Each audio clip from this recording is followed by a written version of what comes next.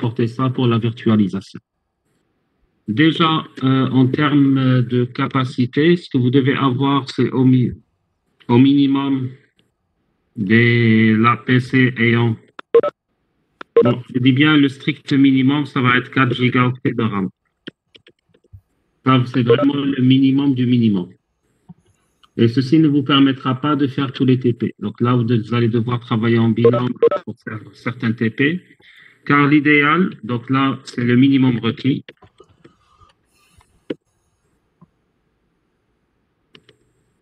Par contre, ce qui est recommandé, c'est d'avoir entre 8 à 12 gigas de RAM.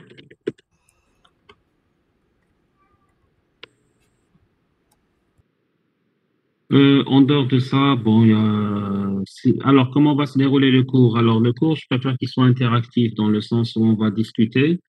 Donc, je vous poserai des questions, vous devriez répondre. Si vous avez des questions, vous devez m'arrêter immédiatement. N'attendez surtout pas la fin du cours pour me dire, monsieur, on n'a rien compris, parce que là, je ne vais pas refaire.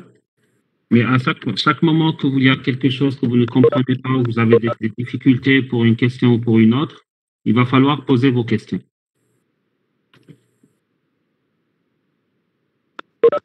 Est-ce que vous avez des questions jusqu'à maintenant? Vous pouvez soit parler, soit écrire. Il n'y a pas de souci.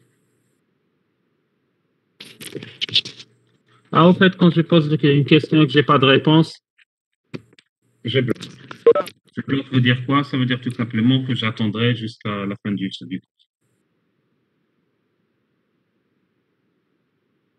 Parfait.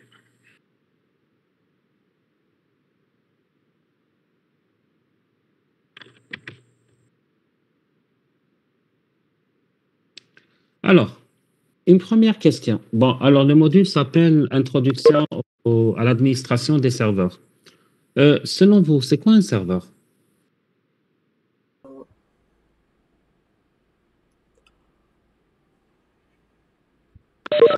Un peu genre un truc qui permet genre d'administrer, genre de gérer des personnes qui sont connectées dans un réseau.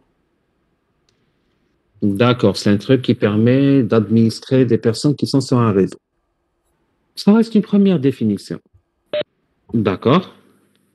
Est-ce que quelqu'un d'autre a une définition un peu plus complète, disons? Il y a Baraka qui nous parle d'un ordinateur à haute capacité, alors que Sabrachou nous dit que c'est un ordinateur qui offre des services. Effectivement, je préfère la définition de Sabrachou. Alors, si vous voyez le terme qui est utilisé, c'est serveur. Pourquoi est-ce qu'on utilise le terme serveur? Tout simplement parce qu'il va offrir des services. Alors, généralement, quand on parle de serveur, ça veut dire tout simplement c'est une entité, on parlera d'entité pour le moment, donc on ne l'a pas défini, qui va offrir des services à d'autres entités. Maintenant, les autres entités, ça peut être n'importe quoi. Ça peut être des êtres humains, ça peut être des machines. Donc, c'est pour ça qu'on parle d'une entité qui offrira des services à d'autres entités. Si on prend l'exemple le plus banal, on va essayer de parler d'un serveur web. Un serveur web, ça veut dire quoi? Ça veut dire que c'est un serveur qui va héberger un ou plusieurs sites web. Donc, il va offrir ses services à d'autres entités, qui vont être des internautes. Si on parlera d'un serveur de messagerie, un serveur de messagerie, ça veut dire quoi? Ça veut dire que c'est un serveur qui va héberger des comptes de messagerie. Par exemple, vos adresses mail, si on parle par exemple de Google, si on parle de Hotmail, si on va parler de, je ne sais pas moi, USTHB pour vos comptes USTHB. Donc là, c'est des machines qui vont héberger vos comptes de messagerie, mais qui ne vont pas uniquement interagir avec des êtres humains, mais qui pourront interagir aussi avec d'autres serveurs, donc avec d'autres machines. Comment est-ce qu'ils vont interagir avec d'autres machines? Supposons que moi, j'ai mon adresse de messagerie sur, disons, Hotmail. J'envoie à quelqu'un qui a une adresse sur Gmail. Donc, c'est mon serveur Hotmail qui va envoyer le message vers le serveur Gmail. Donc là, ça va être une interaction entre des serveurs différents. Maintenant, on sait c'est quoi un serveur. On a dit qu'un serveur, c'est tout simplement une machine qui va fournir des services à d'autres entités. Ça peut être soit des ordinateurs, soit des êtres humains, soit d'autres types d'appareils. Pourquoi est-ce qu'on parle d'autres types d'appareils? On peut avoir différents types de serveurs. Si je prends par exemple un serveur de sharing, vous savez c'est quoi un serveur de sharing? Donc un serveur de partage. Et si je prends par exemple un serveur de sharing de clés, vous avez tous, je suppose, une parabole à la maison. Vous regardez des chaînes cryptées de manière gratuite. Comment est-ce que vous arrivez à regarder des chaînes cryptées? Tout simplement parce que vous avez utilisé ce qu'on appelle communément des démos pirates. Un démo pirate, c'est quoi? C'est un démo qui va récupérer des clés à partir des serveurs de sharing. Donc là, vous voyez que c'est votre équipement qui est le démo qui récupère les clés à partir des serveurs. Pourquoi? Parce qu'il a un abonnement auprès de ce serveur. Alors, maintenant, si on essaye de voir sur le plan physique, alors là, on a parlé un peu sur le plan logique de la chose. Que fait le serveur? On a dit que le serveur va offrir des services à des clients, comme le dit Yasmine. Maintenant, la question qui se pose, est-ce qu'un serveur, on va le trouver sur une machine ordinaire? Ou bien est-ce qu'il faut une machine particulière pour héberger ce serveur? Salam alaikum. Alaykoum Bonjour. salam. Est-ce que je peux répondre, si possible? Tout le monde peut répondre. D'accord. Alors, monsieur, le serveur peut être hébergé sur une machine normale ou là sur une machine qui est plus ou moins puissante. Ça dépend de la tâche qu'elle va accomplir. Par exemple, si on a un serveur pour gérer un petit site comme ça, un petit site personnel, je sais pas. On peut l'héberger sur une petite machine qui n'est pas vraiment très performante. Mais si on a beaucoup de données à traiter, je sais pas quoi, on va avoir besoin d'une machine plus ou moins. Ça dépend encore. Mais de les données pour la performance, pour gérer beaucoup de. D'accord.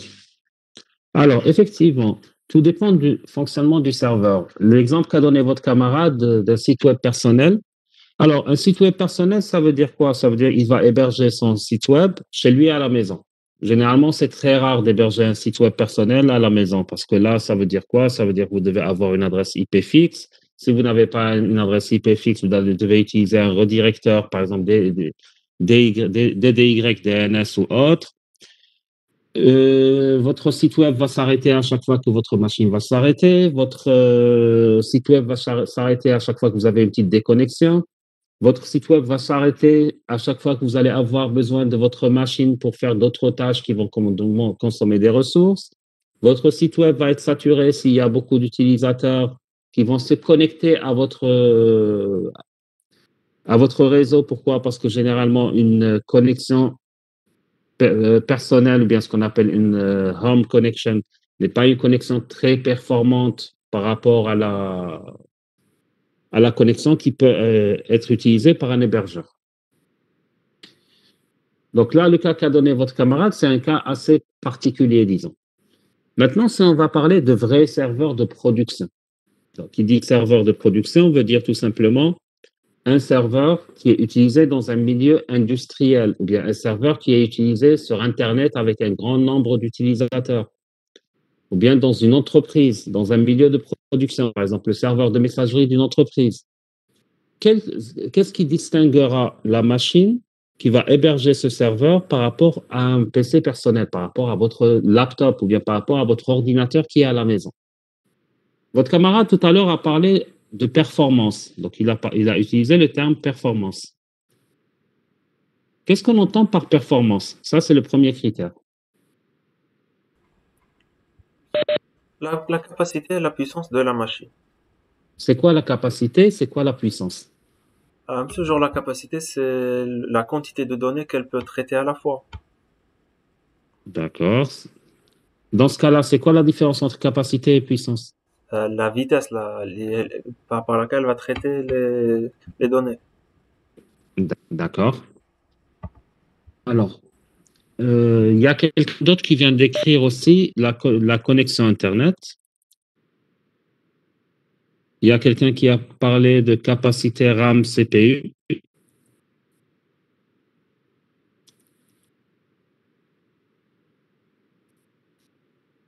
D'accord. Alors là, vous venez de parler de connexion Internet, capacité, RAM CPU, capacité et puissance.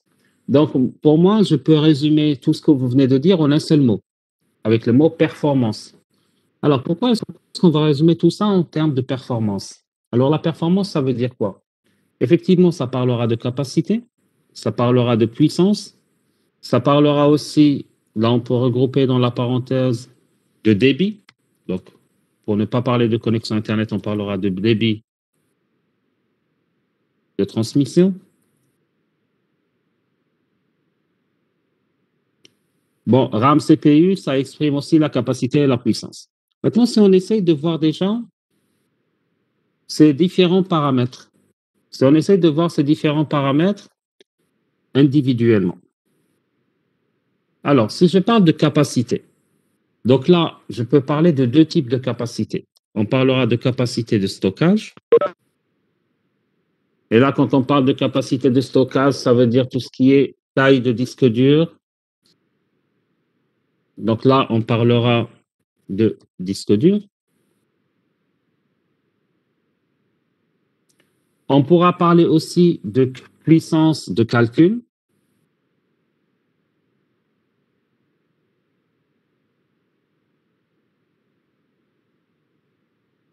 Qui parle de puissance de calcul va parler forcément de processeur. On parlera de débit de transmission. Donc là, ça veut dire quoi? Ça veut dire du débit Internet. Et le débit Internet à lui seul n'est pas suffisant. Il faudra parler aussi de capacité des cartes réseau.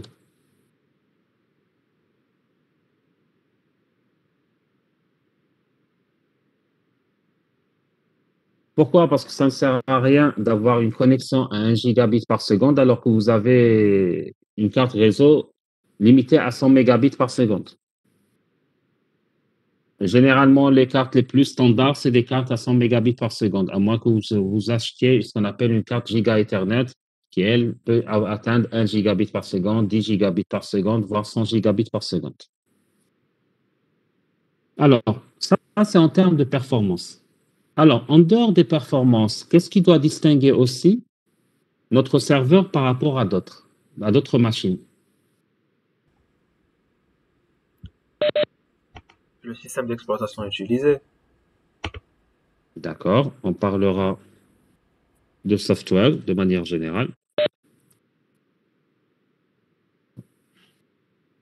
Si on parle de software, on parlera d'OS, donc le système d'exploitation.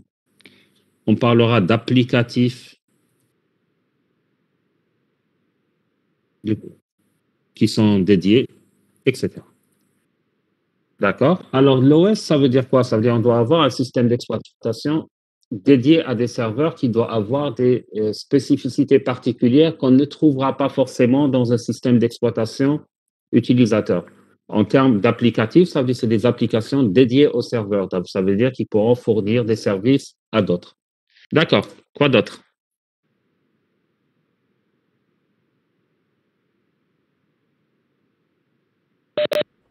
Le type de machine utilisée.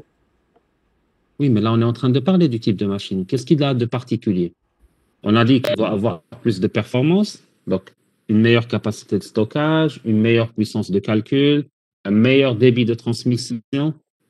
Il doit être sécurisé, monsieur, pour ne pas. ما يروحوناش les informations تاعنا اللي يكونوا مستوكين في les serveurs. Alors, qu'est-ce que vous entendez par sécuriser? Je vais dire sécurisé à l'aspect physique كما نقولوا بالك ما les serveurs يكونوا gardés في un endroit اللي يكون sécurisé parce qu'on D'accord, هذه وحدها, d'accord. On est d'accord sur ça. Sur ça, Oui. c'est la sécurité physique du local. oui Mais là, قبل ما نلحقوا لهدايا, on est en train de parler si vous voulez, des spécificités du serveur lui-même, avant de parler de l'environnement. d'accord même serveur لازم يكون sécurisé pour ne pas recevoir soit du piratage ou les pirates كامل les données اللي يكونوا ça se peut de La sécurité, c'est une couche qui vient après. Elle n'est pas généralement incorporée dans le serveur. Ah, d'accord. Monsieur, le serveur ne doit pas s'éteindre ou redémarrer. Il doit toujours rester allumé. Tout à fait d'accord. Le serveur ne doit pas s'éteindre. Je dirais pas ne doit pas s'éteindre, mais ne doit pas s'arrêter. Oui. Alors, vous imaginez le Gmail ou la Google va s'arrêter un jour. Pourquoi? Ah, le ou les serveurs se sont arrêtés. Bon, ça arrive souvent flux STHB avec le site web de STHB, mais ce n'est pas une référence. Mais sur des vrais serveurs de production, les serveurs ne doivent pas s'arrêter. Si un serveur s'arrête, c'est le service qui s'arrête, c'est de l'argent qui est perdu. C'est l'image de marque de l'entreprise qui est perdue aussi. Vous imaginez, vous êtes travaillez avec une banque, vous voulez retirer votre argent, vous voyez que la banque s'est arrêtée. Pourquoi le serveur s'est arrêté? Vous ne pouvez pas accéder à votre argent. C'est des milliards qui vont être perdus. Maintenant, pour que les serveurs ne doivent pas s'arrêter, généralement, quelles sont les causes d'arrêt d'un serveur? Si on essaie d'analyser les choses. Redémarrage pour faire une mise à jour ou un truc dans ce genre. Alors, ça peut être un redémarrage pour mise à jour. D'accord. Coupure Quoi de d'autre? courant. Coupure de courant. Peut-être la malgestion des ressources, monsieur Scholl. Il est saturé, il doit se redémarrer pour pouvoir. D'accord. Saturation. Quoi d'autre? Plantage. Plantage, ça veut dire quoi? Plus de détails. Genre, ce sera un problème qui a fait que le serveur a planté. Disons un bug. Oui. D'accord. Quoi d'autre?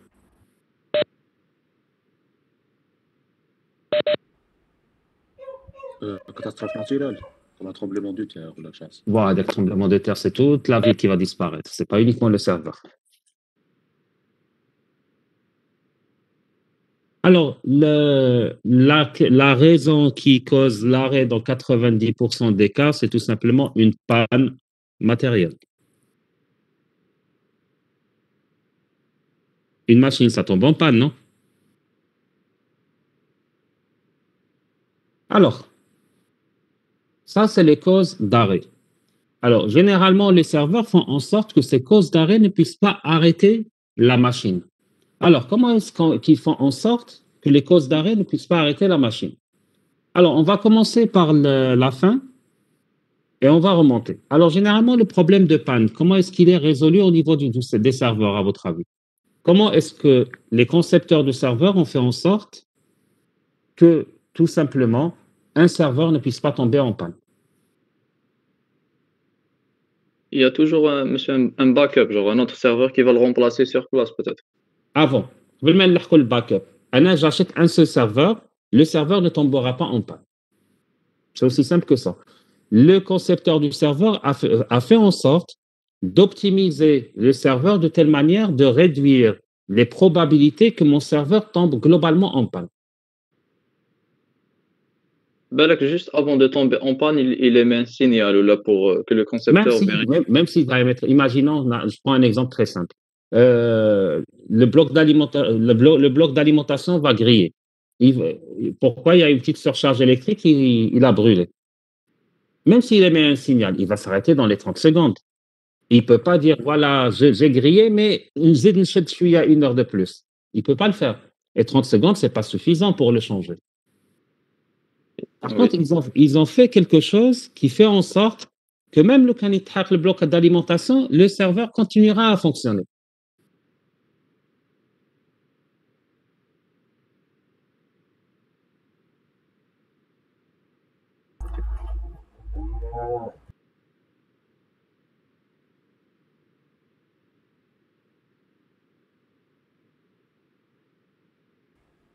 Alors, pour résoudre le problème généralement, alors on va commencer par le problème de panne matérielle.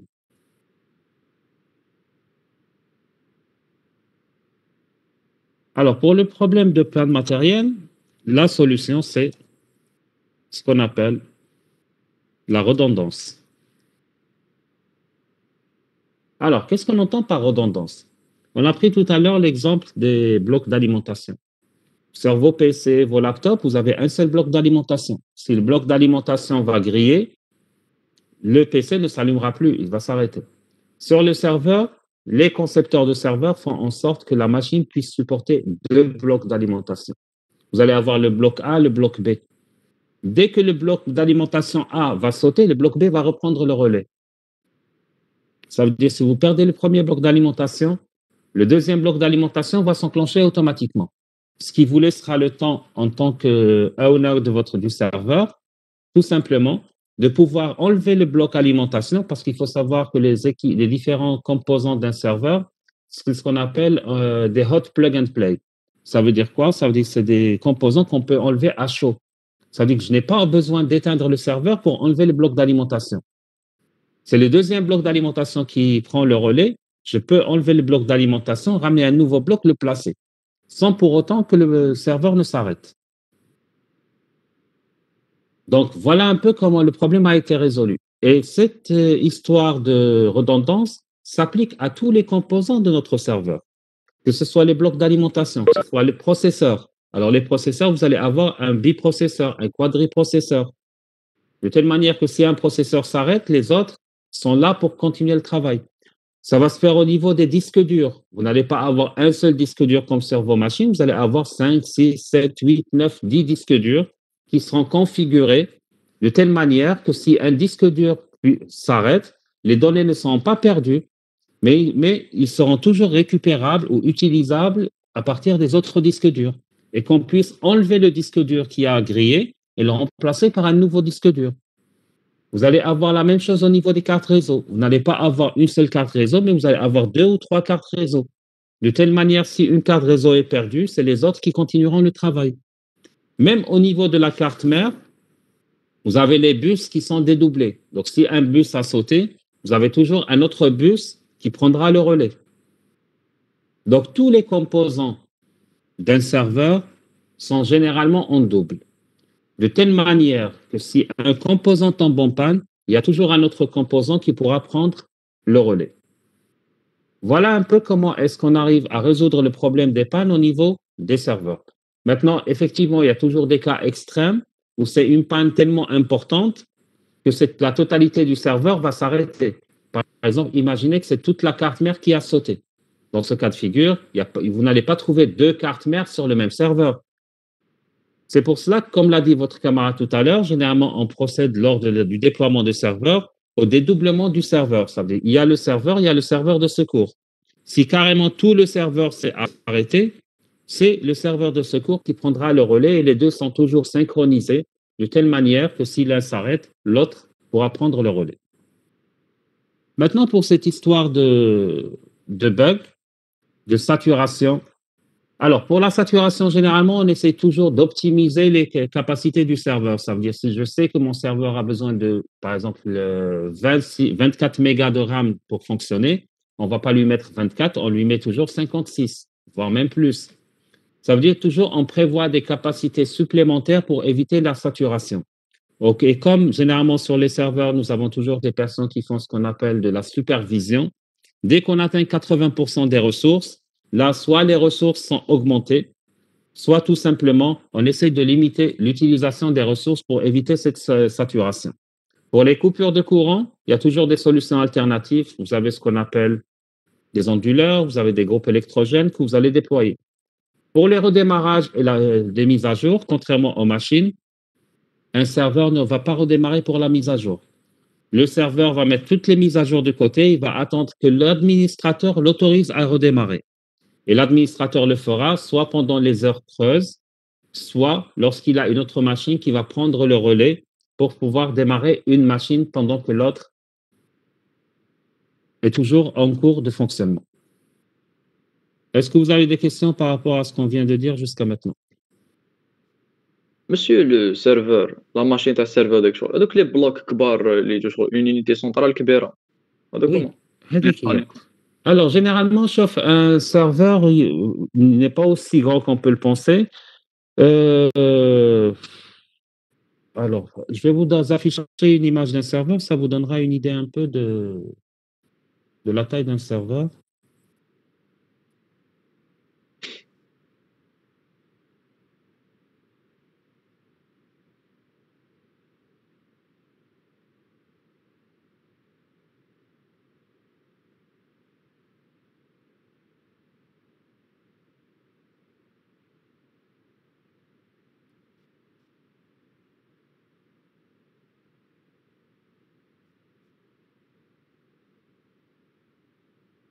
Voilà un peu un serveur. Alors, généralement, en termes de largeur, à ce niveau-là, vous avez approximativement dans les 80 cm, 80 à 60 cm.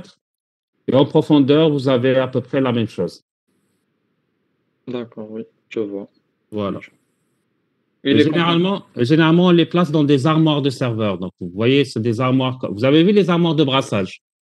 Oui. C'est des armoires qui ont presque la même taille. Et chaque étage, vous allez avoir un serveur. Ah oui, d'accord. Une armoire remplie de serveurs. على بالها تبان هكذا كبيرة بزاف. Voilà. Dans l'armoire, vous allez avoir plusieurs serveurs.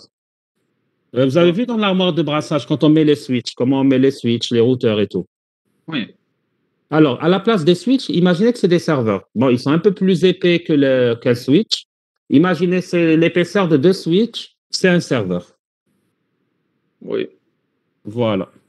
Un serveur, on va dire, monsieur, c'est une mémoire كبيرة, sur le stockage كبير connecté une Pas carte uniquement réseau. stockage, processeur, enfin, Oui. c'est un grand PC, c'est un PC puissant qui est connecté.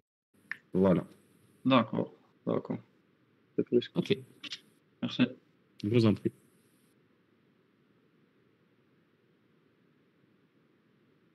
Alors, généralement, quand on veut utiliser un serveur, la première des choses à faire, c'est de déployer ces serveurs. Le déployer, ça veut dire quoi? Ça veut dire tout simplement l'installer. Cependant, avant de pouvoir installer un serveur, la première chose à faire, c'est d'abord de connaître les fonctionnalités et les spécificités du système d'exploitation qu'on veut déployer sur ce serveur. Pourquoi est-ce qu'on doit connaître les fonctionnalités et les spécificités? Tout simplement pour pouvoir identifier la version la plus adaptée à notre besoin et aux besoins de notre entreprise. Il ne faut pas croire, par exemple, qu'Introlo, voilà, on veut installer un Windows 2012 serveur ou un Windows 2016 serveur, que gars les Windows 2012 ou les 2016, gars Chabo. Il faut savoir qu'il y a une différence fondamentale entre plusieurs versions d'une même famille de serveurs. Pourquoi? Tout simplement parce qu'il y a des fonctionnalités qui vont changer d'une version à une autre. Et en même temps, il faut savoir que la configuration matérielle qu'on possède a un rôle très important parce que chaque version va avoir des configurations matérielles qui lui sont plus appropriées que d'autres. Dans certains cas de figure, par exemple, ce qui arrange l'entreprise, c'est d'avoir un déploiement virtuel plutôt que de faire un déploiement physique. Alors, un déploiement physique, c'est quoi? Ça veut dire une machine, un serveur. Un déploiement virtuel, ça veut dire quoi? Ça veut dire tout simplement une machine peut contenir plusieurs serveurs. On va mettre en place des machines virtuelles. C'est ce qu'on va utiliser, par exemple, lors des TP. Vous n'avez pas des machines dédiées pour installer vos serveurs. On va utiliser un outil de virtualisation grâce auquel on va tout simplement installer un, voire même plusieurs serveurs. Il faut savoir aussi que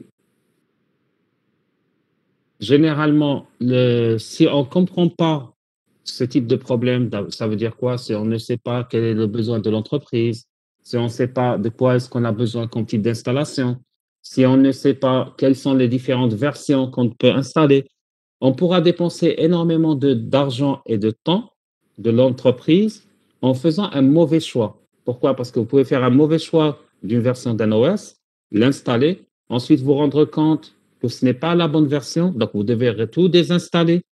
Et il faut savoir qu'au milieu d'entreprise, ce n'est pas aussi facile que ça d'installer et de réinstaller. Pourquoi? Parce que pour installer une version d'un OS, il va falloir l'acheter. Ça veut dire que vous allez acheter un OS à un prix élevé pour ensuite le désinstaller, ensuite réinstaller un deuxième OS.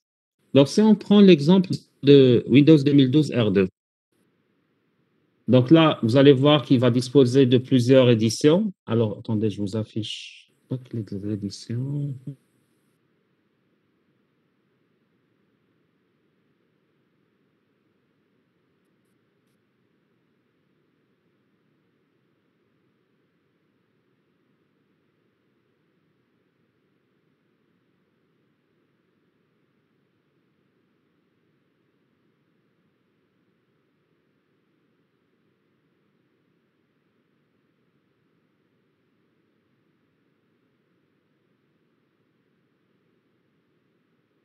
Alors, si on essaye de voir un peu les éditions de Windows 2012 R2.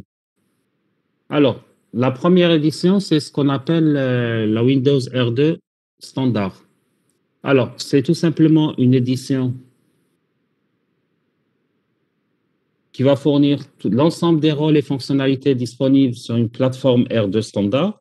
Il va prendre en charge jusqu'à 64 sockets et 4 téraoctets de RAM. Et là, vous pouvez avoir 2 machines virtuelles uniquement sur ce serveur. Ça veut dire quoi? Ça veut dire si vous installez sur votre serveur physique un Windows 2012 R2 standard, vous allez pouvoir créer 2 serveurs virtuels dessous. Ça veut dire que vous allez avoir la machine physique plus 2 serveurs virtuels. Ça veut dire sur la machine, vous n'aurez que 3 serveurs. Et évidemment, votre serveur ne prendra en charge que 4 Tera de RAM. Ça veut dire que si vous avez au-delà de 4 Tera, ça ne sert à rien de l'installer parce qu'il ne peut pas les prendre en charge. Et il ne peut prendre en charge que 64 sockets. Si on parle maintenant du Windows Server 2012 R2 Data Center, comme son nom l'indique, il est clair qu'il doit être beaucoup plus puissant que le premier. Parce que là, vu son nom, il est dédié au centre de calcul, donc au data center. Donc, il a exactement les mêmes fonctionnalités que le prédécesseur. Donc, il peut gérer les 4 Tera, il peut gérer 64 sockets. Seulement, en plus de ça, il peut prendre en charge jusqu'à un nombre illimité de licences de machines virtuelles fonctionnant sur le même hardware. Ça veut dire quoi? Ça veut dire qu'on n'est pas limité par 2 machines virtuelles, mais dans mon data center, si j'installe par exemple mon OS data center, je peux avoir autant de machines virtuelles que me le permet mon hardware. Ça veut dire si mon serveur possède par exemple 1 Tera de RAM, j'aurai par exemple 10 machines virtuelles avec chacune 96 gigas de RAM. Si mon serveur possède 2 Tera de RAM, je peux aller jusqu'à 20 machines virtuelles avec 96 gigas de RAM pour chacune, etc. Donc, ma seule limite sera ma limite physique. Si on essaie de voir le Server 2012 Foundation, donc là, il est plus limité, il est destiné beaucoup plus à des entreprises de petite taille. Pourquoi? Parce qu'il peut gérer uniquement 15 clients, donc pas plus. Et il ne peut pas joindre un domaine, ne prend pas en charge un nombre important de rôles, et il gère uniquement un seul cœur de processeur et une RAM qui ne dépasse pas les 32 gigas, pardon. Donc là, par exemple, vous voyez la différence de taille. On passe des 4 Tera aux 32 gigas. Et comme vous devez vous en douter, plus les fonctionnalités diminuent, plus le prix diminue. Donc, chaque entreprise, en fonction de sa taille, par exemple, une petite entreprise qui a 10 employés, ne va pas acheter la version standard, elle pourra acheter la version Foundation. Si on passe vers, par exemple, la version Essential, alors là, tout simplement, c'est une version qui est destinée à ce qu'on appelle les small business, donc aux petites entreprises. Alors, soit vous pouvez la ramener et l'installer sur un domaine existant, soit vous pouvez l'installer tout simplement sur une machine virtuelle. Donc, elle va vous permettre de gérer 25 utilisateurs, 50 machines. Elle va prendre en charge 2 cœurs de processeur, 64 Go de RAM. Donc, si vous voulez, c'est un outil qui est fait tout simplement pour les petites entreprises qui n'ont pas plus de 25 utilisateurs qui se connectent en parallèle. Si on parle de Windows 2012 Hyper-V, alors Hyper-V, c'est tout simplement l'outil de virtualisation de Windows. Comme vous avez VMware, comme vous avez par exemple VirtualBox, vous avez Hyper-V qui est l'outil de virtualisation de Windows. Alors, il faut savoir que la plateforme Hyper-V n'a pas de coût de licence, donc c'est une plateforme gratuite. Que le système d'exploitation hôte, par contre, pour chaque machine virtuelle que vous allez installer dessus, il va falloir payer la licence. Donc, il faut savoir que le système Hyper-V peut prendre en charge 64 sockets, il peut gérer 4 Tera de RAM. Et il possède aussi une interface graphique utilisateur qui permet, si vous voulez, de gérer l'ensemble des machines virtuelles. Bon, on va pas voir en détail chacune des versions, donc on passe rapidement dessus. Alors, par contre, il y a une autre notion qui est assez intéressante à voir. Alors, est-ce que vous avez déjà entendu parler de la notion de serveur core?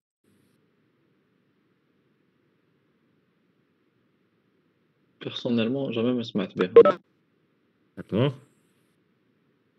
Alors, il faut savoir que quand on installe généralement un OS, est-ce que vous avez déjà eu à installer Linux?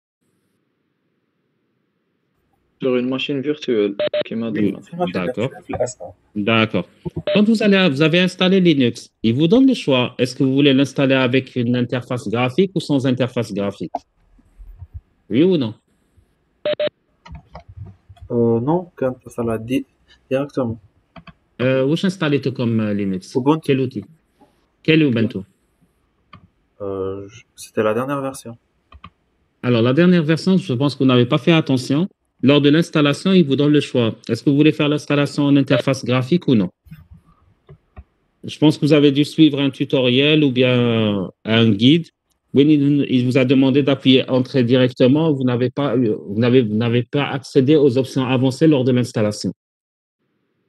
Alors, la question que je vous pose, pourquoi Linux vous dit l'installation peut se faire avec interface graphique ou sans interface graphique? Parce que Linux, de base, il a été fait pour être utilisé seulement en ligne de commande. Normalement, on n'a pas besoin de l'interface graphique pour l'utiliser. Oui, mais quel est l'intérêt de ne pas utiliser l'interface graphique? Limiter les ressources.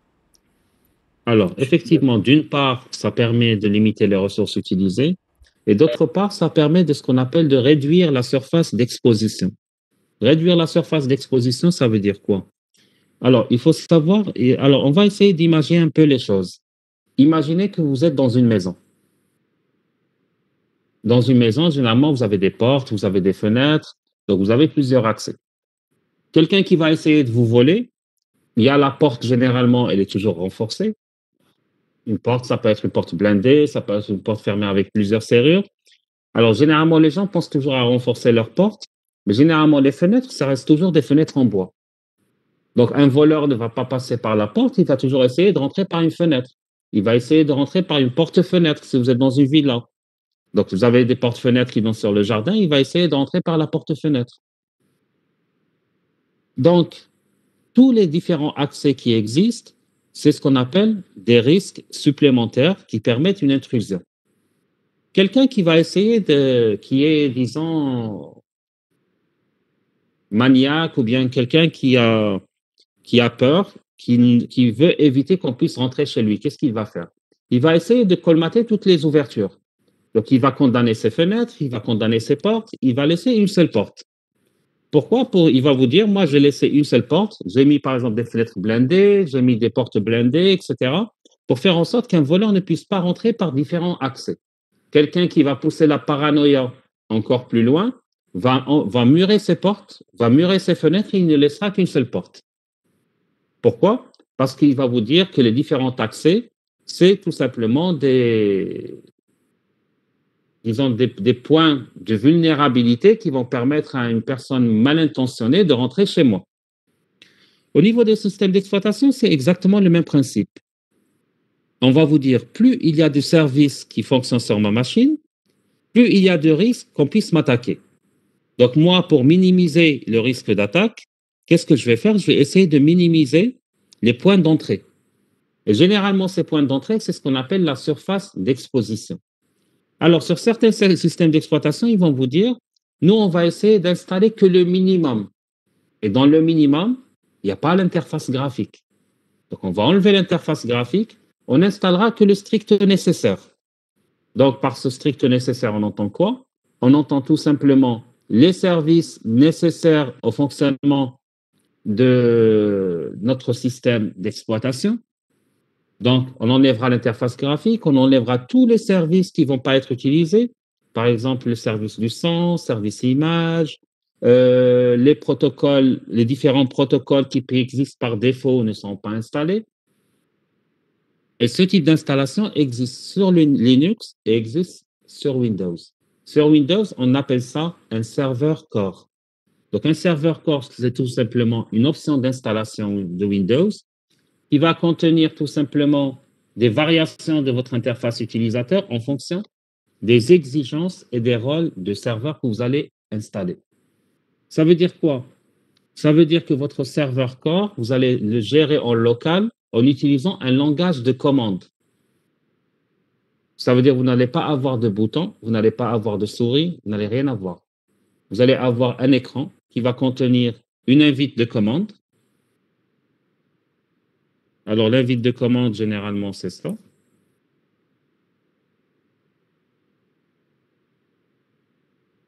Généralement, c'est ça. Ou bien vous allez utiliser ce qu'on appelle le langage PowerShell. Alors, le langage PowerShell, c'est un langage de scripting qui est utilisé par Windows. Donc, ça, c'est le langage PowerShell. Ou bien vous allez utiliser l'invite de commande. Monsieur, c'est quoi la différence entre les deux? Alors, ça, c'est du DOS, tout simplement.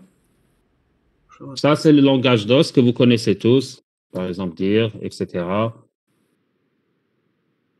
Là, par contre, c'est ce qu'on appelle le langage PowerShell. C'est un autre langage qui a été créé par Microsoft pour créer un langage qui utilise tout simplement des commandes qui sont propres à leur plateforme. Donc, c'est un langage qui est beaucoup plus interactif avec le système d'exploitation Windows. Ça, on le verra un peu plus tard avec plus de détails. Alors, il faut savoir qu'une installation serveur core va vous offrir moins de composants et moins d'options de gestion administrative qu'une installation complète. Ça va être elle va vous offrir des options d'installation par défaut que vous allez installer. Donc, vous allez avoir moins d'exigences de mise à jour. Pourquoi? Parce que vous n'allez pas installer tous les composants, donc il y a beaucoup moins de choses à mettre à jour. Vous allez avoir ce qu'on appelle une empreinte matérielle réduite. Ça veut dire que le système, l'OS va nécessiter moins de RAM. Il va nécessiter moins d'espace sur le disque dur. Ça va être plus sécurisé parce qu'il n'y a pas beaucoup de composants actifs à attaquer.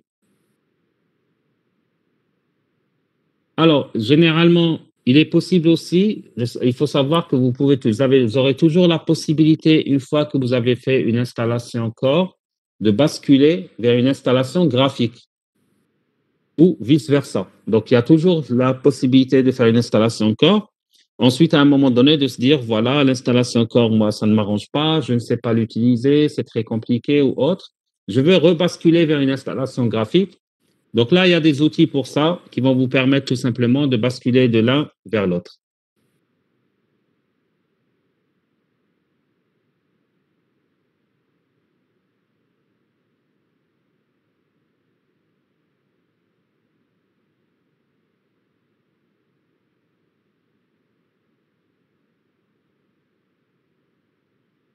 Alors, il faut savoir que quand on installe aussi un serveur, que ce soit en mode graphique ou bien en mode core, il y a plusieurs rôles qui existent dans un serveur. Alors, un rôle, c'est quoi?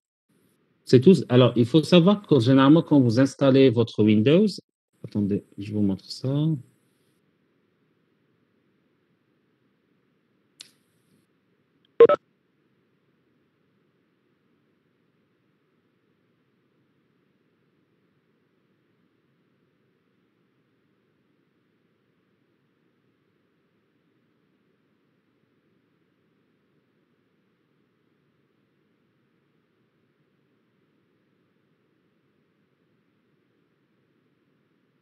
Alors, quand vous installez votre Windows sur votre PC, vous avez ce qu'on appelle les fonctionnalités Windows. Alors, les fonctionnalités Windows, ça veut dire quoi? Ça veut dire que c'est les fonctionnalités de base qui existent au niveau de votre machine. Par exemple, si je prends ça, le client Telnet, le client FTP, les conteneurs, le Data Center Bridge, tout ce qui est gestion d'imprimantes, Internet Explorer, etc. C'est des fonctionnalités de base qui existent au niveau de votre Windows. Au niveau d'un serveur, nous avons les mêmes fonctionnalités de base, mais nous avons aussi ce qu'on appelle les rôles. Alors, un rôle, c'est quoi? C'est tout simplement quelque chose qui est au-dessus d'une fonctionnalité mais qui permettra d'offrir des services à autrui. Alors, si on va essayer de voir, pardon, j'enlève tout ça.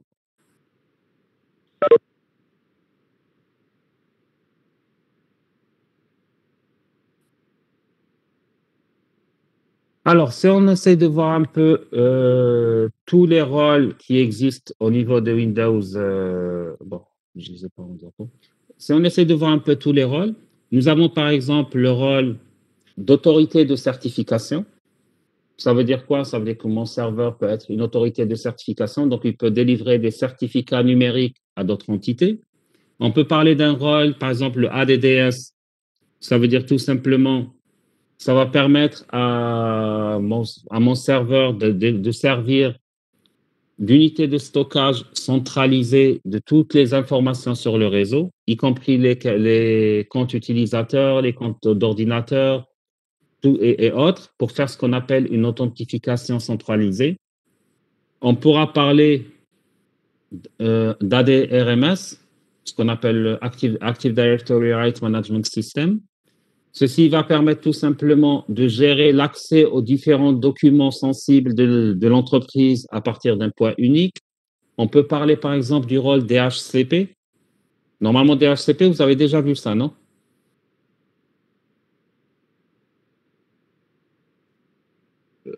تبع الريزو هذا تاع دي اتش سي بي Oui, تبع الريزو, effectivement. pas vraiment مازال ما شفناهاش مي بالك نشوفوها هاد السيمستر ان شاء الله. D'accord. Alors, le DHCP, c'est quoi? Alors, c'est tout simplement un serveur qui va vous permettre. Alors, vous savez que généralement, pour vous connecter à un réseau, vous avez besoin de quoi? Pour que votre client se connecte à un réseau, il a besoin de quoi? L'information de base dont vous avez besoin. الادريس تاع الريزو هذاك اللي راح يحب يكونيكتي C'est l'adresse IP. Donc, chaque hôte connecté à un réseau a besoin d'une adresse IP. Et généralement, l'adresse IP, vous l'introduisez manuellement. Alors, un serveur DHCP, qu'est-ce qu'il va faire? Il va faire en sorte que ce soit lui qui attribue les adresses IP au client. Donc, vous n'avez plus besoin de gérer vous-même les adresses IP. Ça va être lui qui va attribuer à chaque client une adresse IP de manière dynamique. Et ce sera à lui de gérer les adresses IP. Donc, vous risquez moins d'avoir les problèmes, par exemple, de conflit d'adresse IP, si deux clients ont introduit la même adresse IP, etc. Vous avez aussi le rôle de serveur DNS. Le DNS, vous en avez normalement entendu parler le premier semestre. Domain Name System.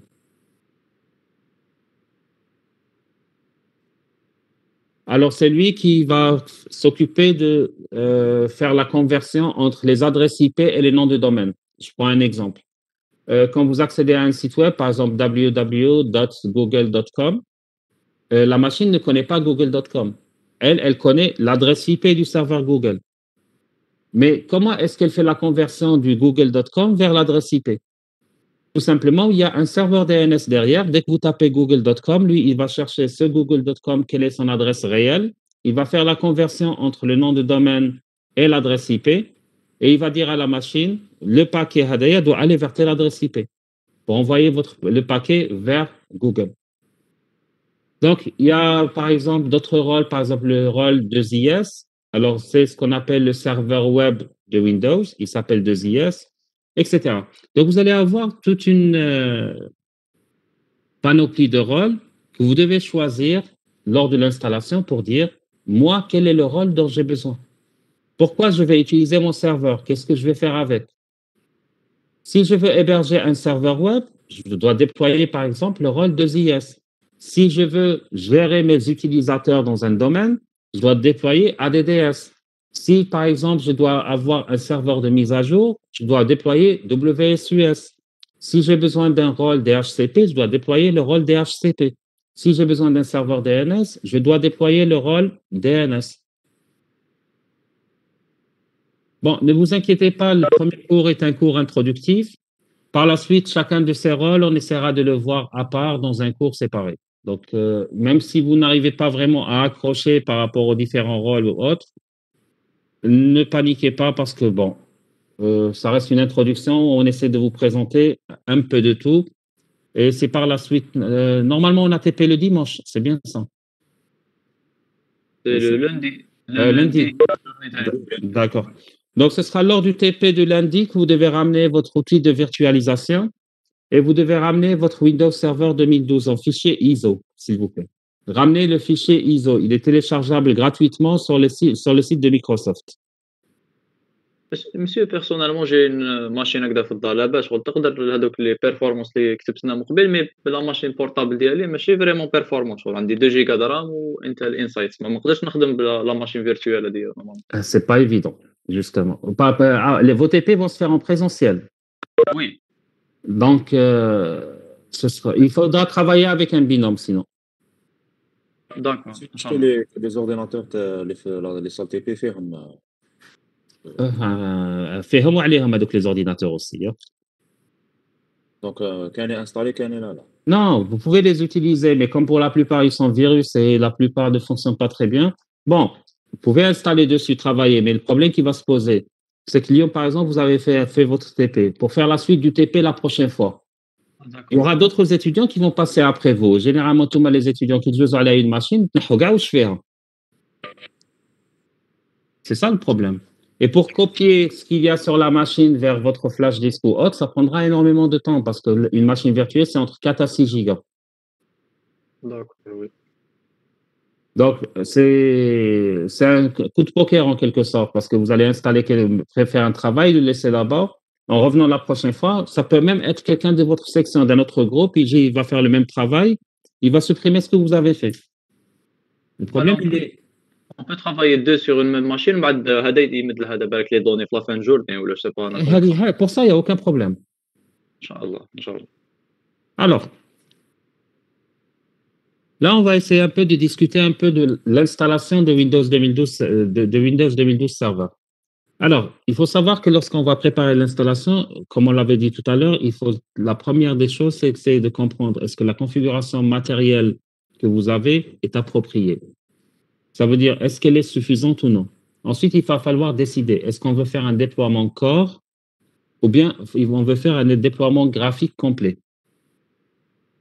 Maintenant, pour l'installation. Généralement, pour faire l'installation, on a le choix. Soit vous avez un support optique, donc un DVD ou autre, ou bien vous avez un fichier ISO. Alors, il faut savoir que le format ISO, c'est le format le plus utilisé en milieu d'entreprise. Pourquoi? Parce que pour eux, c'est plus facile de télécharger un fichier ISO pour faire soit une installation réseau ou n'importe quel type d'installation. C'est moins onéreux que d'avoir un support amovible physique. Maintenant, pour l'installation, il faut savoir que elle peut se faire de différentes manières. On peut la faire soit via un média optique. Ça veut dire quoi? Ça veut dire un CD ou un DVD. On peut la faire via un support USB, comme on peut la faire via ce qu'on appelle un déploiement de service. Alors, le média optique, c'est quoi l'avantage qu'on a? C'est une méthode traditionnelle. Donc, l'inconvénient, c'est que la machine doit avoir déjà un lecteur optique. C'est une installation qui est plus lente qu'un média USB et qu'on ne peut faire l'installation que sur une seule machine. Donc, on ne peut pas faire l'installation en parallèle. Ça va être une installation séquentielle, machine par machine. Par contre, pour le média USB, il faut savoir que les avantages que nous avons, c'est que toutes les machines pratiquement ont des ports USB et on peut booter à partir du port USB. L'image que nous avons sur le port USB peut être mise à jour. Ça veut dire quoi? Si vous avez un fichier ISO, vous pouvez lui faire des mises à jour. Par contre, si l'image elle est sur un DVD, on ne peut pas lui faire de mise à jour. Le fichier de réponse peut être enregistré sur le fichier USB. Donc là, vous allez minimiser, si vous voulez, les interactions entre l'administrateur et la machine.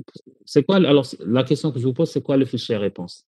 Alors, quand on parle de fichier réponse, il faut savoir que pendant l'installation, vous avez déjà eu à installer des OS.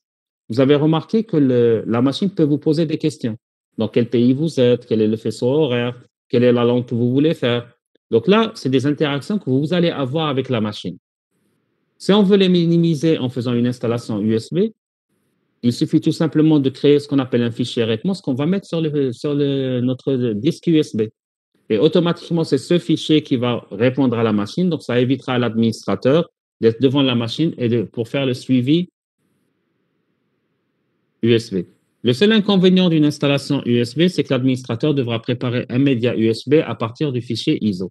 Parce que ce n'est pas le fichier ISO que vous allez mettre directement dans l'USB, mais il faudra le préparer. Un petit travail de préparation que vous allez faire. Alors, il y a une autre approche d'installation, il y a ce qu'on appelle l'image ISO montée. Donc, on fait le montage d'une image ISO sous forme, par exemple, d'un lecteur. Donc, l'avantage, c'est que avec un logiciel de virtualisation, on pourra facilement monter des images ISO directement. Il y a ce qu'on appelle le partage réseau. Donc là, l'avantage, c'est qu'on pourra démarrer un serveur à partir de notre périphérique de démarrage et installer sur plusieurs machines en parallèle. Il y a les services de déploiement Windows. Donc, il faut savoir, les services de déploiement Windows, ça veut dire quoi? Ça veut dire qu'à partir de mon serveur, je peux déployer un nouvel OS sur un ensemble de machines en parallèle. Donc, ça peut se faire soit sur des clients sur un réseau local ou bien sur des clients sur un réseau WAN. Je vous donne un exemple. Vous avez des multinationales qui le font actuellement. Par exemple, vous avez votre machine. Alors, généralement, quand vous travaillez dans une multinationale, il faut savoir qu'on va vous exiger que la machine soit connectée toute la nuit. Ça veut dire le soir, vous n'avez pas le droit de l'éteindre. À la limite, vous allez la mettre en veille prolongée, mais pas l'éteindre. Pourquoi ils vont vous demander de la mettre en veille prolongée? Pour qu'ils puissent faire ce qu'on appelle le wake on LAN. Ça veut dire quoi? Ça veut dire, vu qu'elle est connectée sur le réseau, ils peuvent la réveiller à distance. Une fois qu'ils l'ont réveillée à distance, ils peuvent eux-mêmes, à partir de leur serveur central, lancer la mise à jour. Donc, à titre d'exemple, hein, je laisse un Windows 7 sur ma machine, je l'éteins, je me relève le matin, je l'allume, je trouve un Windows 10. Ça veut dire tout simplement que mon administrateur réseau, à distance, via Internet, a lancé les commandes d'installation et a réinstallé mon système d'exploitation. C'est ce qu'on appelle les services de déploiement Windows à distance. Alors, il faut savoir qu'en termes d'installation, la manière avec laquelle vous allez déployer votre système d'exploitation sur un serveur spécifique dépendra des circonstances de votre installation. Ça veut dire quoi? Ça veut dire que l'installation sur un serveur qui exécute une version précédente nécessite des actions différentes de l'installation sur un serveur qui exécute une édition, par exemple, x86 d'une ancienne version. Pourquoi? Parce que la mise à niveau diffère de ce qui existait déjà sur votre machine. Donc, c'est pour cela que vous allez avoir plusieurs options d'installation. Vous allez avoir ce qu'on appelle nouvelle installation. Donc, ça permettra de faire une nouvelle installation sur un nouveau disque ou un volume de disque. Les nouvelles installations, généralement, sont les plus utilisées et vont prendre beaucoup moins de temps pour se terminer. Et c'est une option qu'on utilise généralement pour configurer les systèmes d'exploitation pour effectuer ce qu'on appelle un dual boot. Ça veut dire quoi? Un double démarrage afin de conserver un système ancien avec le système nouveau. Nous avons l'option mise à niveau. Alors, l'option mise à niveau, c'est quoi? Ça veut dire tout simplement qu'on va préserver les fichiers de l'utilisateur qui sont sur la machine. On va préserver les paramètres et les applications qui sont déjà installées sur le serveur d'origine. Et généralement, la mise à niveau, on l'effectue lorsqu'on souhaite conserver tous les éléments et continuer à utiliser le même matériel de notre serveur. Donc, une mise à niveau ne va pas s'opérer vers une édition équivalente ou plutôt, elle s'opère généralement que vers les éditions équivalentes ou les plus récentes. Si on prend un exemple, supposons que j'ai une version x64 de Windows Server 2012, je peux lui faire une mise à niveau vers une version x64 d'un serveur Windows 2016, par exemple. Et là, il sera possible d'effectuer cette mise à niveau par la suite de 2016 vers 2016 R2. Et là, il faut se mettre l'idée en tête qu'on va préserver tous les fichiers et les paramètres des applications qui sont déjà installées. Par contre, si on va parler de la troisième option qui est la migration. Alors, généralement, on parlera de migration lorsqu'une mise à niveau n'est pas possible. Par exemple, si je veux passer d'une version x86 vers une version x64 de mon Windows Server. Ou bien si je veux passer d'une vieille version 2003 vers une version 2016.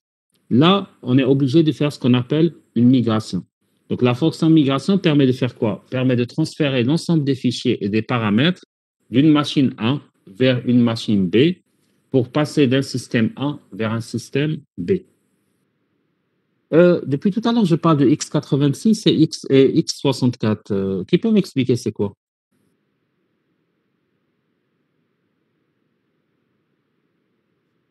عندها علاقة بلا فيتيس تاع الكالكول تاع البروسيسور ولا كيما Non.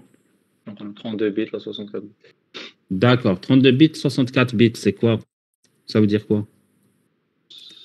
Le nombre de bits اللي يكونوا calculés en même temps. Alors, c'est l'architecture de notre processeur. Alors, Non. là, on parle d'espace d'adressage du processeur. Alors, espace d'adressage, ça veut dire quoi? Ça veut dire que l'un utilise des registres de 32 bits, l'autre utilise des registres de 64 bits. Là, ça va influer sur la vitesse du processeur, sur les capacités de calcul, etc. D'accord? Alors, la question qu'on se pose aussi, c'est qu'est-ce qu'on doit faire généralement? Est-ce qu'on doit faire une mise à jour ou bien on doit faire une migration? Généralement, lorsque l'entreprise décide de mettre à niveau son système, ses serveurs, il est toujours nécessaire de s'assurer est-ce que les applications sont compatibles sont compatibles avec le nouveau système d'exploitation. Il faut savoir que beaucoup d'entreprises ont décidé de changer d'OS. On va te faire pour leurs applications ne fonctionnaient pas avec nouveaux OS. Ils ont dû refaire tout le travail, revenir vers l'ancien OS, donc payer l'entreprise qui leur a fait ce travail deux fois. Payer des OS qu'ils ne pourront pas utiliser, etc. C'est pour ça qu'on vous demande toujours de vous assurer, de vérifier que vos applications sont compatibles. Une fois que vous avez fait cette vérification, il va falloir choisir entre soit effectuer une mise à niveau sur place du système d'exploitation sur votre matériel qui existe déjà, ou bien effectuer une installation propre sur un nouveau matériel, ensuite migrer les rôles, c'est-à-dire les transférer de l'ancien OS vers le nouvel OS. Alors, si vous avez fait le choix de la mise à niveau sur place, donc le programme d'installation va faire ce qu'on appelle les vérifications de compatibilité standard.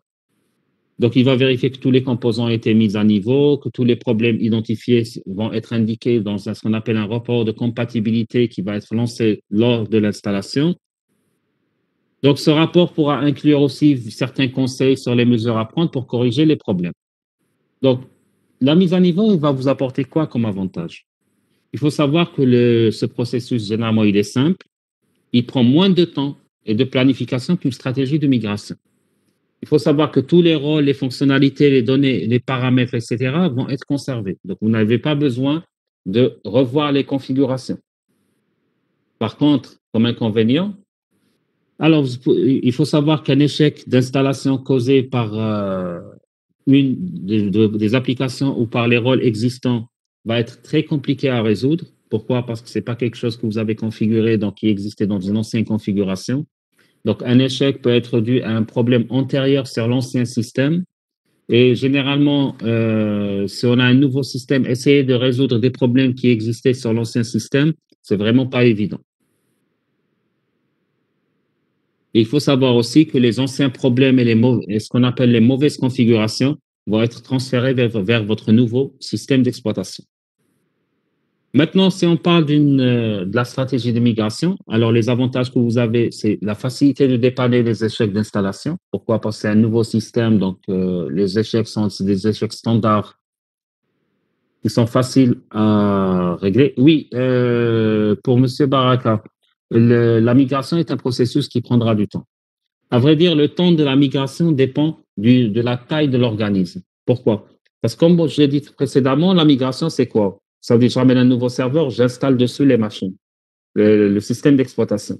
Le problème qui va se poser, il est à quel niveau? Il sera au niveau du transfert de données. Plus il y a de données sur l'ancien système, plus ça prendra du temps. Et généralement, quand on parle de migration, ce n'est pas un transfert qui va se faire de manière sauvage. C'est un transfert qui doit se faire tout en maintenant la continuité de service. Ça veut dire, je ne peux pas arrêter le service de l'entreprise. L'entreprise continue à fonctionner et moi, je suis en train de faire ma migration. Donc, quand on parle de migration, alors ce qui est des data statiques, c'est facile, il suffit de faire des copies-coller.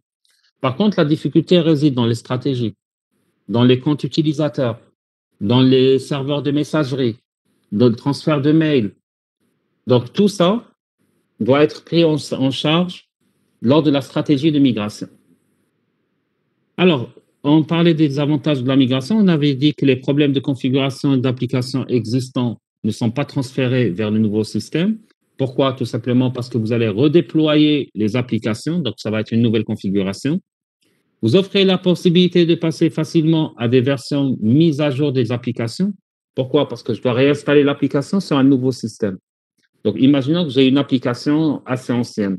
Le fait de l'installer sur un nouveau système, je ne vais pas installer la vieille version. J'ai toujours la possibilité de déployer une version plus récente, plus mise à jour sur mon nouveau système. Par contre, comme inconvénient, nous avons quand même certains inconvénients. Donc, déjà, la nécessité de l'achat d'un nouveau matériel, la problématique liée à la migration de données, l'obligation de planifier et de migrer les rôles du serveur, parce que tous les rôles doivent migrer, donc il faut faire une planification, il faut régler tout ça. Et bien sûr, l'obligation de réinstaller et de configurer toutes les applications, chose qu'on ne faisait pas avec la mise à niveau.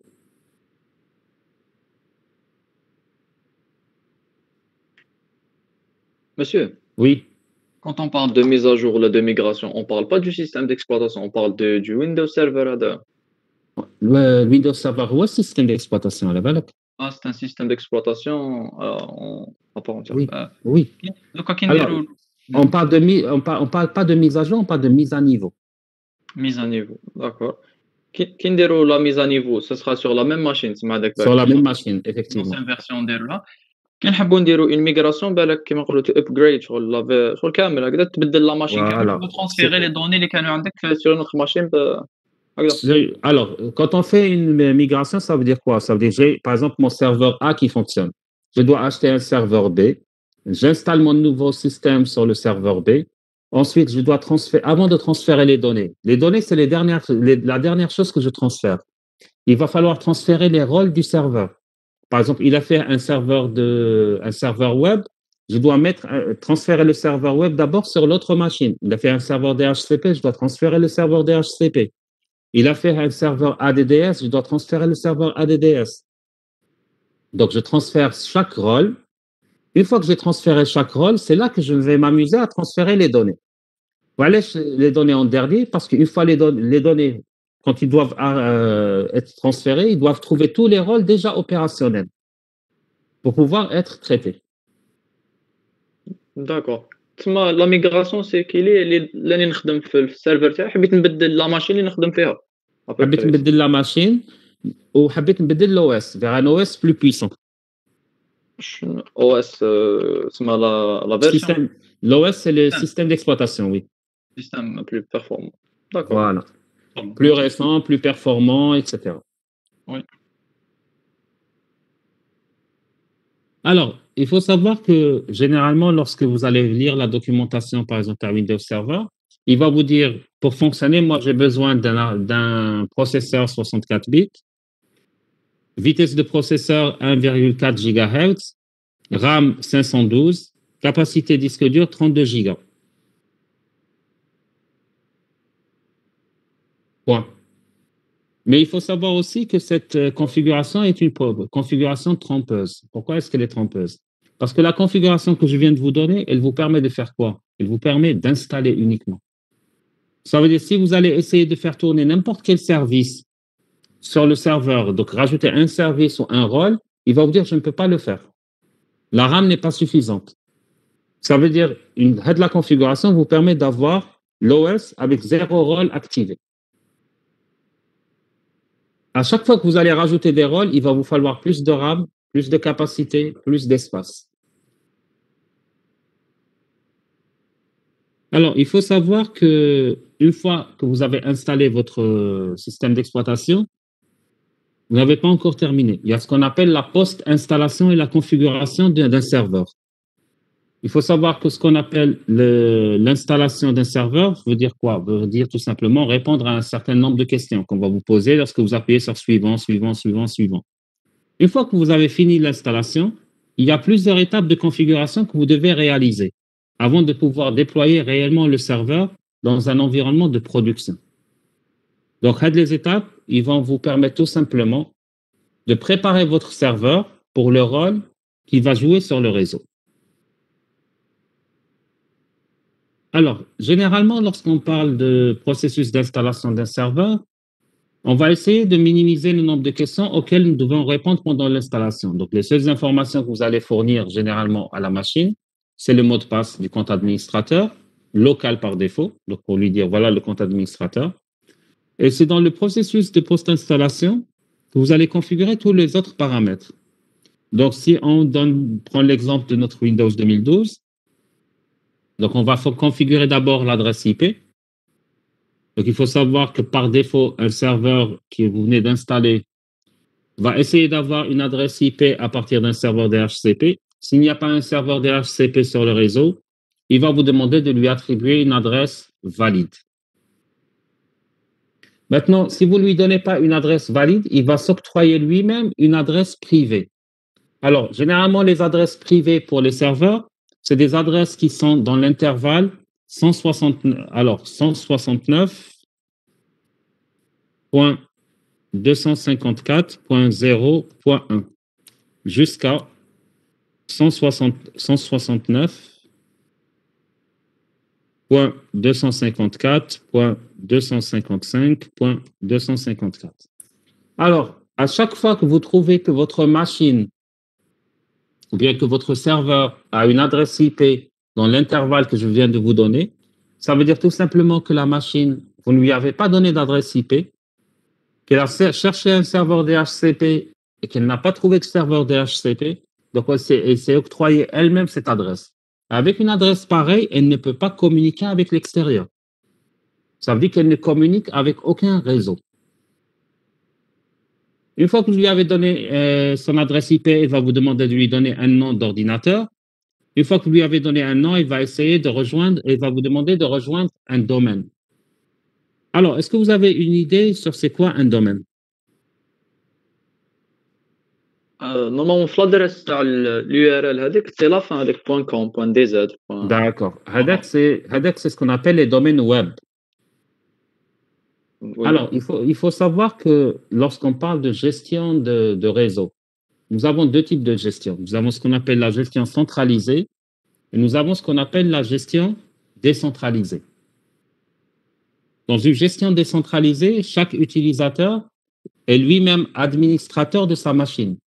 Ça veut dire tout simplement, l'utilisateur, c'est lui qui a le compte administrateur, c'est lui qui gère sa machine, c'est lui qui change son mot de passe, c'est lui qui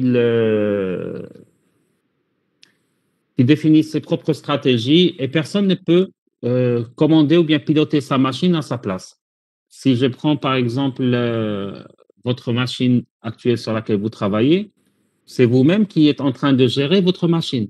C'est vous qui définissez le mot de passe. Par contre, dans une gestion centralisée, vous n'êtes qu'un simple utilisateur de votre machine. Donc, vous n'avez aucun droit. Vous ne pouvez pas, par exemple, changer l'adresse IP. Vous ne pouvez pas modifier votre configuration machine. Vous n'avez pas le droit d'administrateur. Donc, vous n'avez aucun droit à part le droit d'utiliser la machine. Qui possède les droits administrateurs? Ça va être l'administrateur réseau ou bien carrément l'administrateur système. Généralement, c'est cette deuxième architecture qui est utilisée dans le milieu d'entreprise. Pourquoi est-ce qu'on l'utilise dans un milieu d'entreprise? Pour faciliter l'administration. Donc, l'administrateur n'a pas besoin de se déplacer de machine en machine. Donc, à partir d'un point centralisé, il peut tout administrer. Et généralement, ce type d'architecture, c'est ce qu'on appelle l'architecture domaine. Donc, quand on parle de domaine, nous avons ce qu'on appelle un contrôleur de domaine. Le contrôleur de domaine, c'est lui qui va gérer tout ce qu'il y a dans le domaine. Et c'est l'un des rôles de serveur qu'on va trouver dans les rôles de serveur par la suite. Bon, je pense qu'on va arrêter là pour le moment. Il est 12h05. Donc, je ne sais pas si vous avez un cours après. Donc, on se voit lundi durant le TP, d'accord? Bonne fin de journée et صحة. Oui. اسمح لي قطعتك باش نسقسيك دي 3 كيسيون على واش درنا من قبل ما نكوبيو اذا Oui, allez-y. الوقت. بالنسبه كي قلنا نديرو من قبيله باك اب قلنا ابيبري شغل نديرو لانفورماسيون ندوبليوها ونخليوها في نوتر سيرفر هكذا وين حبس وقتاش كنا نديرو باك اب؟ او كان مومون لا باري دو باك الاول كان كنا نهضروا على سيرفر باش بور ني با بيردر لي دوني اكسيتيرا. D'accord, on n'a pas parlé de backup de données uniquement, on a parlé de backup du serveur dans sa globalité. Ça veut dire quoi? Oui. Ça veut dire au lieu d'avoir un seul serveur, j'aurai deux serveurs synchronisés. Ça veut dire on trouvera exactement la même chose dans le deuxième. هكذا بعد يكون عندنا بزاف لي دوني شغل السيرفر كل واحد عنده كوبي ديالو ماشي Oui, C'est ce qui est fait dans les entreprises généralement, hein. Mais on ne le fait pas pour tous les serveurs, on le fait pour les serveurs critiques, donc pour les serveurs importants. Ah, d'accord. Et là, le serveur يحبس, il y a toujours la copie qui prendra le relais. D'accord. Monsieur, par rapport à les sockets اللي كنا نهضروا عليهم شغل ce sont des ports de communication شغل اللي كي قلنا 64 sockets ولا سي Oui, c'est des ports de communication, effectivement. ما يقدر يهضر مع لا سيرفر يهضر مع 64 ماشين en même temps. En parallèle, oui. داكور وكي قلنا ثاني تاع لا دي اتش سي بي قلنا باللي شغل السيرفر يسحق لي بي تاع الكليون ابوبري هكذا واش يقدر يدير بها بيسكو هو شغل ياك الكليون اللي يروح عند السيرفر بعد السيرفر يرد له زعما واش يسحق لا سيرفيس اللي يسحقو يرده له واش يدير بلادريس تاع الكليون. Alors, il faut savoir que le DHCP, le but, c'est pas pour avoir l'adresse du client. Généralement, imaginez que vous avez un réseau, il fait 500 utilisateurs. D'accord? Imaginez que chaque utilisateur, il va définir son adresse IP. Imaginez le nombre de conflits d'adresses que vous allez avoir. Adresse IP, vous allez avoir beaucoup de conflits d'adresses IP. Par contre, si c'était le serveur qui gérait de l'aspect, où il met les adresses IP aux différentes personnes. Donc là, on n'aura pas de conflit d'adresse IP. Voilà, je pense que c'est le serveur qui le gère. Donc, il sait ce qu'il a donné comme adresse IP, quelle est la durée de l'adresse IP, etc. D'accord? وي كومبري ينظمهم هو نورمال لي زيتيديون يديرهم في لي جروب تاعهم باش ماشي كامل يروحوا لجروب واحد. Voilà. ان شاء الله بارابور لو تي بي جي ان شاء الله نستاليو هذا يكون عندنا فيرتوال بوكس ونزيدو نجيبو الايزو تاع السيرفر هذا 2016. Serveur 2012. Ramenez ta serveur 2012, il est plus rapide à installer. داكور ان شاء الله. Voilà. C'est bon?